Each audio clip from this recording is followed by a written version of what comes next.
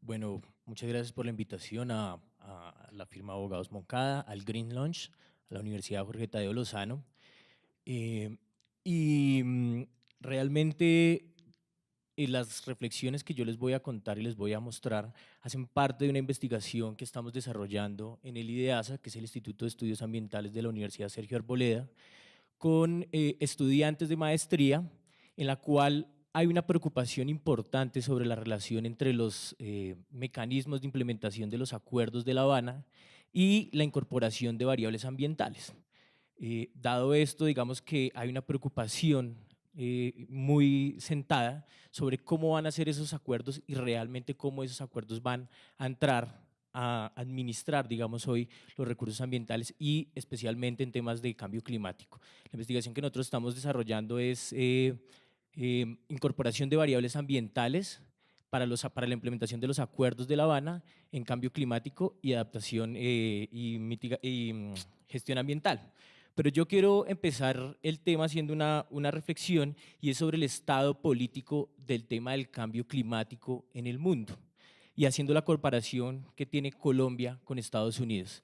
Si bien el presidente Trump, Donald Trump, saca o retira a los Estados Unidos de la firma del Acuerdo de París, del Tratado de París, eso lo pone inmediatamente dentro de la agenda política del mundo y dentro de la agenda económica del país.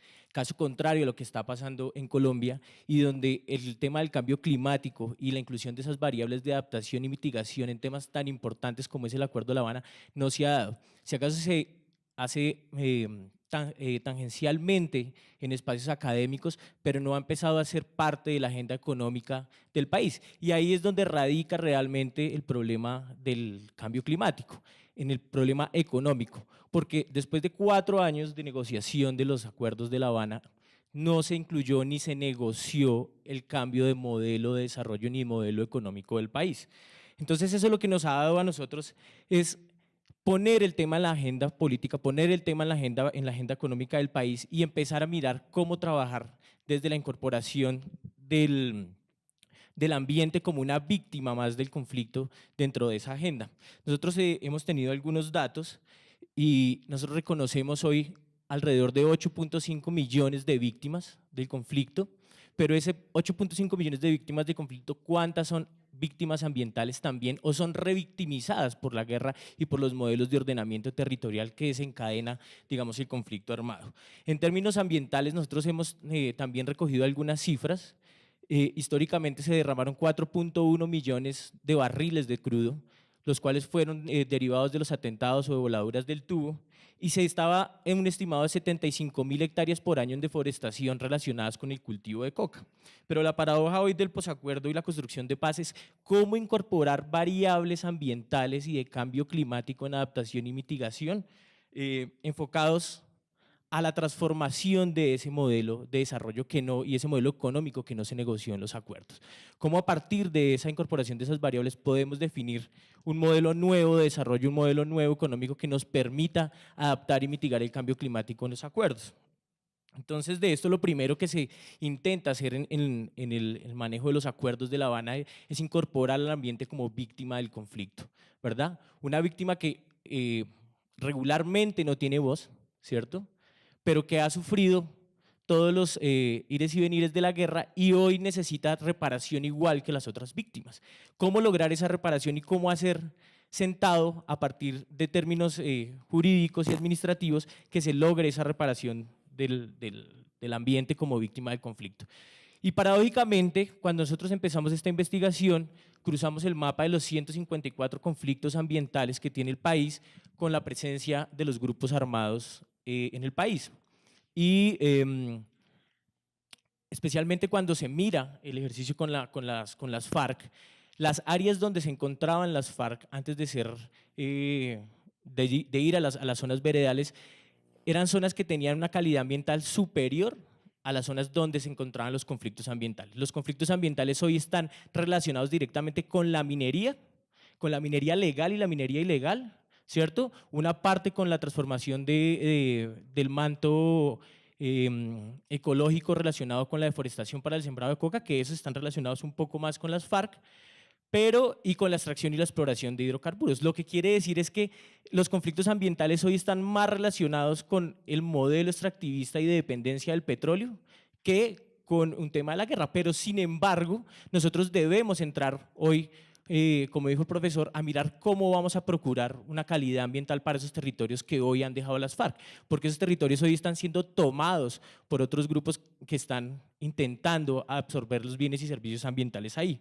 De esto yo traigo una reflexión, y en el debate del foro de la Universidad del Rosario hace más o menos unos 3 meses en términos de ambiente y postconflicto, Juan Carlos Echeverry afirmó, el gerente de Ecopetrol, abro comillas: con la firma de la paz incrementaremos la exploración y la explotación en lugares donde nunca antes habían sido intervenidos. O sea que el gobierno hoy tiene una posición de profundización de ese modelo de dependencia del petróleo, y la pregunta es, ¿el modelo de dependencia del petróleo para el tema del posconflicto es el modelo que nos va a llevar a adaptarnos y mitigar el cambio climático, o hay otra propuesta que debería hacerse en términos de transformación y absorber el territorio? Entonces, sin embargo, en la mesa de La Habana se configuró una comisión de sabios, y esa comisión de sabios ambientales, en la última etapa de los acuerdos, intentó vincular variables ambientales para que fueran incorporadas en el Acuerdo de La Habana. De esas variables que se plantearon, o el ejercicio se planteó en 4 ejes y 11 principios que debían ser incorporados tanto en el acuerdo como en los mecanismos de implementación. De esos 4 principios yo se los nombro: el primero fue ordenamiento territorial, el segundo fue lo rural más allá de lo agropecuario, mirando cómo el ejercicio de transformación y uso de la tierra para el campesinado tenía que tener variables ambientales. El tercero, que es uno muy importante que quedó marcado, digamos, en términos investigativos, y es el análisis de la actividad extractiva, pero ahí hay una preocupación, y es que si nosotros buscamos una transformación de un modelo económico, no podemos quedarnos simplemente en el análisis. La academia hoy está rezagada en formularle y plantearle al gobierno nuevos modelos económicos que no sean el modelo extractivista y de dependencia del petróleo. Yo creo que hay un error, digamos, de la Comisión de Sabios y los que firmamos el sí ambiental, en no proponer más allá del análisis, sino dejarlo simplemente en el análisis. Y cuarto, en la institucionalidad. Dentro de esos 4 pilares en los que nosotros trabajamos para el sí ambiental y para la incorporación de esas variables ambientales, lo más importante que nosotros recogemos en la investigación es el punto de la institucionalidad. ¿Por qué el punto de la institucionalidad? Porque actualmente hay una institucionalidad que no es legítima ni se asume dentro de un proceso de paz, ¿verdad? ¿Cómo se los voy a presentar yo? Hay 2 ejemplos muy claros. Uno es las consultas populares de Cumaral y Cajamarca, y otro, el tema de Bogotá relacionado con la reserva Tomás Van der Hamen y la modificación excepcional del POT, que venía siendo trabajada, digamos, en el gobierno anterior de Gustavo. Discursivamente se le dice hoy al constituyente primario que, pasado el conflicto, ya ningún actor armado, sea estatal o no estatal, va a tomar las decisiones sobre cómo interpretar y asumir el territorio, ni cómo asumir esa adaptabilidad al cambio climático, sino ellos mismos van a tener que las decisiones, y se les brindan los instrumentos constitucionales para asumirse sobre esos cambios que puede generar el cambio de modelo. ¿Qué pasa? En Cumaral y en Cajamarca se va a la votación, se ganan inminentemente esas 2 votaciones para evitar la exploración petrolera y la exploración minera, pero inmediatamente el gobierno ilegítimamente dice que desconoce el mandato popular. O sea, hay un desconocimiento del constituyente primario en una etapa profunda de construcción de paz, ¿cierto? Y lo mismo pasa con la modificación excepcional del POT y el tema de la reserva Tomás Van der Hamen. La reserva hoy se convierte en un espacio de conectividad ecológica, un principal productor y absorbedor de gases de efecto invernadero, que tiene una base científica y estudiada, pero el gobierno ilegítimamente rehúsa aceptar esos estudios como parte de la construcción de paz. O sea, se niega al ambiente como víctima, se niega la entrada del ambiente como una parte de la construcción social, y no se permite que el constituyente primario hoy asuma las decisiones sobre lo que quiere en su territorio, ¿cierto? Y esto nos lleva a no tener varias cosas. Uno, un proceso de democratización del acceso a la tierra; no tener un ordenamiento territorial autónomo alrededor del agua; se limita el tema de pago por servicios ambientales y aún menos las tasas por uso del agua. Realmente, entonces, esto nos lleva a plantear una pregunta de investigación y una pregunta que se ha venido desarrollando, y es si la incorporación de consideraciones de sostenibilidad y adaptación y mitigación al cambio climático en la implementación de los acuerdos dependerá que la paz sea una oportunidad de desarrollo sostenible. O sea, si nosotros incorporamos esas variables, va a ser realmente la oportunidad para cambiar nuestro modelo de producción, dejar de ser dependientes del modelo petrolero y pasar a energías alternativas, o, gracias, de desconocer los aspectos de cambio climático en el posacuerdo. Eso va a conducir otra vez a la revictimización y a la pérdida de patrimonio. ¿Cómo a la revictimización? Nosotros lo vimos con Mocoa, fueron 400 víctimas, que no son víctimas del ambiente, sino víctimas de un modelo de ordenamiento fallido, ¿cierto? Víctimas de una reorganización del territorio equivocado, y eso nos va a llevar al fracaso inminente del proceso de paz. ¿Por qué al fracaso inminente del proceso de paz?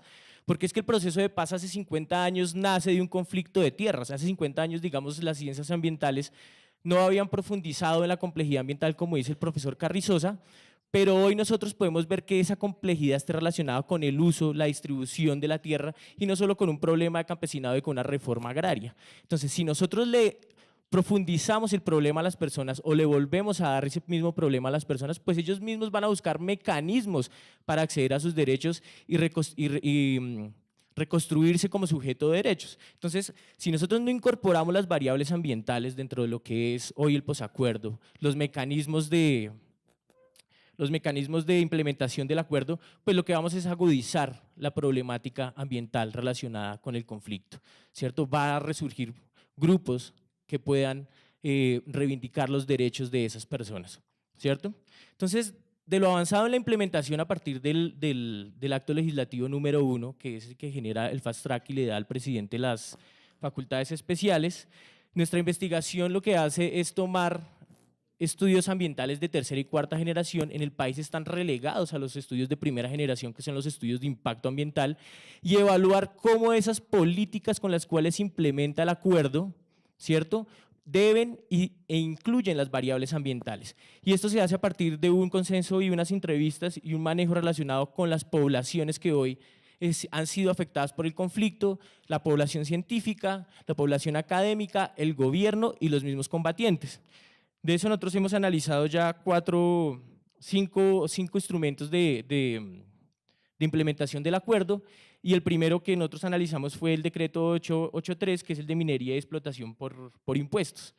Este decreto no incluye variables de adaptación y mitigación al cambio climático y aleja lo que es el planteamiento de un nuevo modelo económico y profundiza el modelo de dependencia del petróleo para el país. Lo que hace es que a través de una carga impositiva le permite a las empresas de exploración y explotación entrar a los territorios que antes no habían sido explorados, ¿cierto? Entonces, y esa carga impositiva no se traduce en términos de estrategias de adaptación al cambio climático, menos de mitigación, y aleja realmente ese modelo de desarrollo el cual se está buscando. El siguiente es el decreto 896, que es la de sustitución de cultivos. La sustitución de cultivos, como les dije, es uno de los factores más importantes por el tema de la biomasa que captura gases de efecto invernadero, pero ahí no se plantea tampoco la incorporación de variables de cambio climático y tampoco variables de adaptación y mitigación al fenómeno, y menos variables ambientales que estén enfocadas a darle otra espacialidad y otras oportunidades a las personas que han sido o que estaban dedicadas al negocio del cultivo de la hoja, de la mata de la planta de coca, ¿verdad? Uno de los más importantes para nosotros, digamos, en temas de ordenamiento territorial, que es sobre el cual más hemos trabajado, es el decreto 893, que también hace parte de ese paquete que se articuló con el Fast Track, y son los PEDET, o los planes de desarrollo con enfoque territorial. Esos planes de desarrollo con enfoque territorial no diseñan ni plantean un modelo nuevo de ordenamiento territorial alrededor de los servicios ambientales, menos alrededor del agua, ni planea ni plantea para las poblaciones nuevas estrategias de desarrollo económico. Los hunden en el sistema tradicional de dependencia del petróleo y del carbono. Tampoco recoge los saberes ambientales y sí que menos incluye variables de adaptación y mitigación al cambio climático. Nosotros hemos estado haciendo un ejercicio comparativo, digamos que la MEPOT, la Modificación Excepcional al Plan de Ordenamiento Territorial, es uno de los documentos más especializados y digamos que tienen una tecnicidad y una profundidad en incorporación de la variable de cambio climático para el ordenamiento del territorio, y realmente los PEDET, como un ejercicio gubernamental, no presentan nada novedoso a lo que ya se había venido diciendo. O sea que estos planes de desarrollo con enfoque territorial lo que van es agudizar la crisis ambiental dentro del país, agudizar la crisis ambiental en los territorios a los cuales se les van a aplicar, y van a alejar totalmente a la población de las decisiones autónomas sobre el ordenamiento del territorio alrededor de las posibilidades que tienen en términos de desarrollo económico. Y finalmente, uno de los decretos que se analizó fue el 870, que es el pago por servicios ambientales, que realmente no es un decreto de pago por servicios ambientales. Nosotros aquí en la Bogotá Humana, Gustavo, intentamos hacer o proponer uno, pero también fue detenido por el Consejo, ¿cierto? Y esto no es un modelo de decreto de pago por servicios ambientales, sino es un modelo de decreto de pago por uso de los servicios ambientales. O sea que lo que realmente es que profundiza de nuevo el modelo y hace y genera unas condiciones de uso intensivo de los recursos a través de esa metodología de que contamina paga. Realmente nosotros debemos superar el tema del que contamina paga, está muy bien porque sobre eso está estructurado todo el tema legislativo ambiental, pero el uso por servicios ambientales está más derivado de la conservación de los ecosistemas estratégicos en el país. Algo parecido podría montarse en la Reserva Tomás Van der Hamen. ¿Qué era lo que se esperaba de la comisión del Sí Ambiental que estuvo en La Habana y de los firmantes del Sí Ambiental? Yo recojo 3 puntos, eran 11 puntos, pero de los puntos más importantes tengo el punto número 6, que era la revisión, vuelvo y dice, del modelo extractivista y la negativa al fracking. ¿Qué pasa con ese punto? No va a una propuesta efectiva de modelos de energía sustentables ni una transformación del modelo de dependencia del petróleo. Solo va al análisis del modelo extractivista. O sea, no hay una nueva propuesta. Ni siquiera la academia ni la Comisión de Sabios genera una nueva propuesta diferente en términos extractivistas y de dependencia del petróleo, sino solo va hasta el análisis. Entonces ahí hay un vacío realmente. El punto 9, que era la declaratoria del ambiente como víctima del conflicto, ¿cierto? Que está aún pendiente, sabiendo que el ambiente debe ser un sujeto de derechos. Y tercero, la agenda climática. Como ustedes vieron en los 5 decretos que se analizaron a través de la metodología, no se encuentra esa agenda climática. Y la agenda climática está reducida, digamos, a un tema puntual, que son preguntas en los foros, en estos temas de campañas electorales, pero realmente personas que estén ahondando en el proceso y tengan un planteamiento, digamos, a excepción de Gustavo, que estén ahondando y estén planteando un nuevo modelo relacionado con la eficiencia energética, con la transformación del modelo de dependencia del petróleo y de los combustibles fósiles y con energías alternativas, no existe. O sea, no hay una agenda para el posconflicto ni para el posacuerdo en términos de cambio climático, ¿cierto? Y para finalizar, pues yo les quiero dejar una reflexión que es sobre la que hemos construido este camino, y es: si la implementación del acuerdo es el camino para la transformación del conflicto ambiental y la oportunidad para un nuevo modelo de desarrollo que propenda por la adaptación y la mitigación al cambio climático, o finalmente solo es el fortalecimiento de la economía de mercado y el desconocimiento de las causas que tiene el constituyente primario hoy a la nueva reinterpretación de su territorio. Entonces, les agradezco. Entonces, a cualquier pregunta, pues estaré dispuesto.